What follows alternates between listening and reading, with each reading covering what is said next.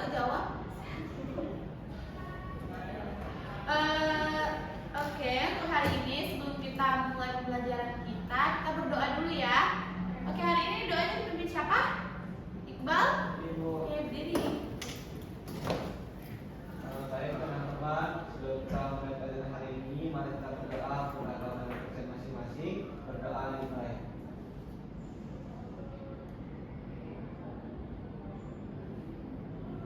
Berdoa selesai. Oke, sekarang Ibu absen dulu ya. Ivana Krispande,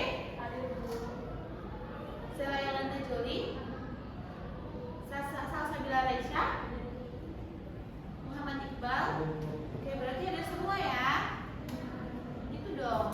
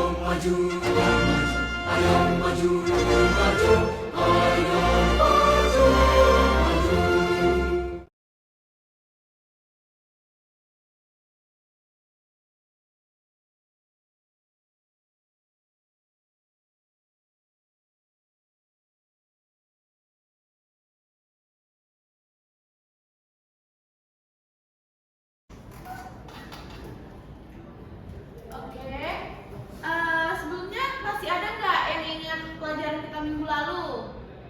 Itu tentang sistem gerak Hewan.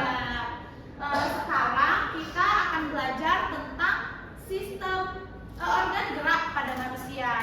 Minggu lalu kan kita belajar tentang organ gerak pada hewan. Nah, sekarang kita belajar organ gerak pada manusia.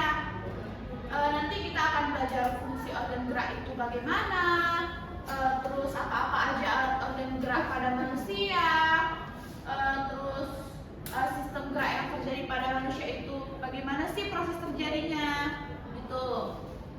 Nah, sebelumnya kita di sini gua akan menayangkan video, nanti kita tonton sama-sama ya. Diperhatikan ya.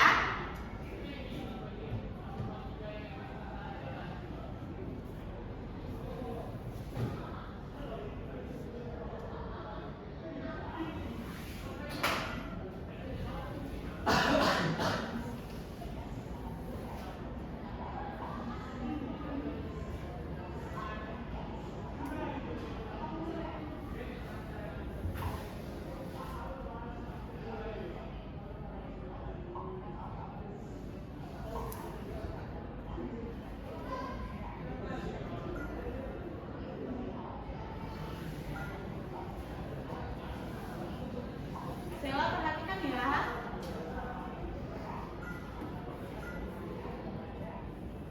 Ada rangka manusia juga. Kita sebelah cowok ya, Bu? Iya. Ada yang cowok, ada yang cewek ya. Jadi pasti ada perbedaannya dong, ya kan?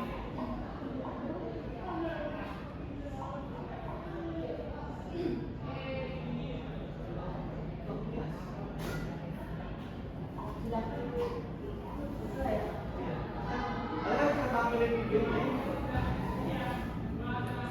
Oke.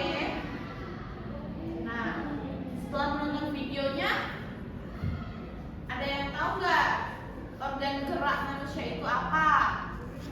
Sebagai alat penggerak, Bu. Ya, contoh gerakan manusia itu apa aja sih? Ada yang tahu? Sela? Berlari, Hah? berjalan, makan. Iya, betul.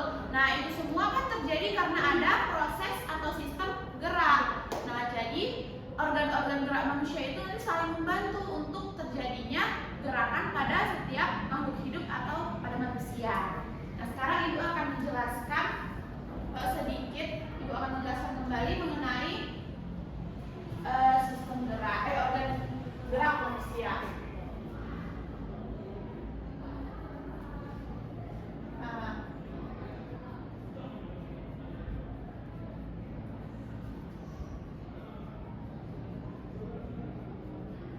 organ gerak manusia ini tadi fungsinya untuk apa aja?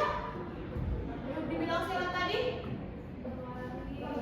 Ya, berlari, terus berjalan, berjalan. Apa lagi? Bersepeda. Apa lagi? Ya, kalau misalnya kita berdiri, terus duduk lagi tuh. jongkok, Iya, termasuk gerakan kan? Nah, terus contohnya lompat, lompat, tuh, dan masih banyak lagi kan? Nah, selanjutnya itu organ gerak manusia itu dibagi menjadi dua, yaitu organ gerak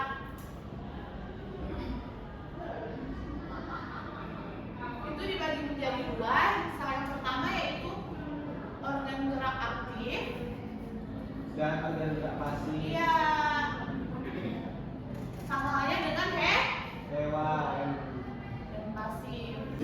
Nah, Nah, organ gerak aktif itu dia mempunyai zat yang dapat menggerakkan organnya tersebut. Contohnya seperti tulang. Iya. Enggak, ini aktif. Otot ini.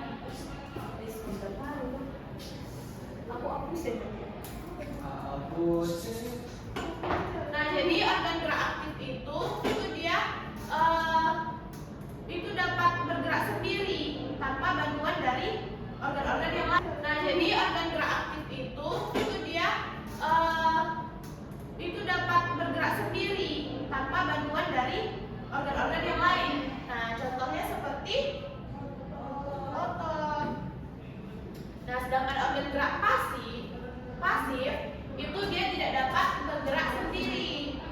Contohnya tulang. Nah, otot ini dibagi menjadi beberapa lagi. Oke, sedangkan tulang itu terbagi menjadi dua. Ada yang tahu apa aja? tulang, tulang vista, Dan hasta. Salah. Itu ada tulang keras. Tulang lunak. tulang Ya, lunak, dan tulang lunak. Nah, tulang keras itu contohnya apa aja? Sendi. tulang kering, Iya, yang di sini kan? iya di betis. Terus kalau tulang lunak itu Di bagian otak tuh biasa banyak. di sini, contoh Ya. yang paling dia telinga. Telinga. Ya. Nah, kemudian nanti kita juga akan mempelajari mengenai ide pokok ya. Ya Bu. Apa sih ide pokok ini? Inti dari Ya, inti dari Bahasa. sebuah Bahasa. kalimat atau paragraf. Jadi cara menentukan ide pokok ini, yang pertama kita harus membaca apanya dulu? kalimat. Iya, membaca kalimatnya dulu. Membaca kalimatnya dengan betul-betul. Kalau kita hanya melihat kalimatnya saja, bagaimana kita menentukan ide pokoknya kan? Atau membaca paragrafnya ya? Itu ide pokok itu bisa terdapat di mana saja dalam sebuah paragraf. Itu bisa di paragraf di awal, di tengah, di akhir. Nah, itu ada deduktif, induktif, dan Konduktif. ya. Oke. Nah, ciri-ciri ide pokok itu tentunya yang pertama itu kata-katanya itu tidak berbelit-belit.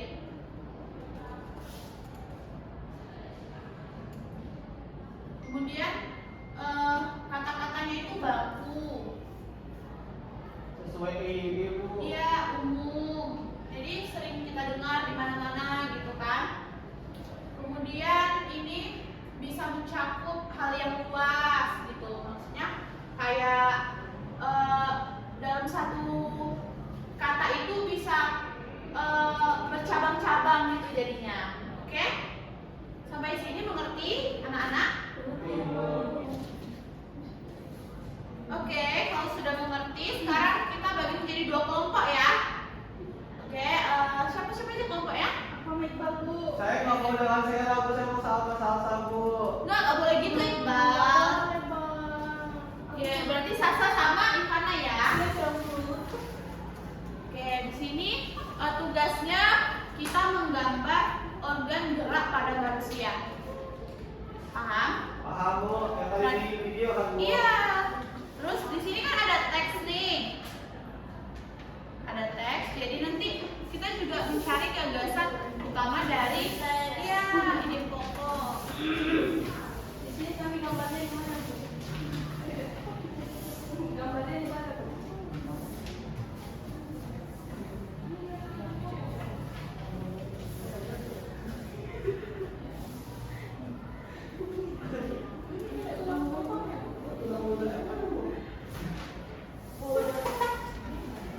Halo, anjir. Bu, ini tulang apa Bu? Tulang berikat. Oh. Gimana belum? Udah, dikumpul ya. Siap-siap dikumpul. Ayo.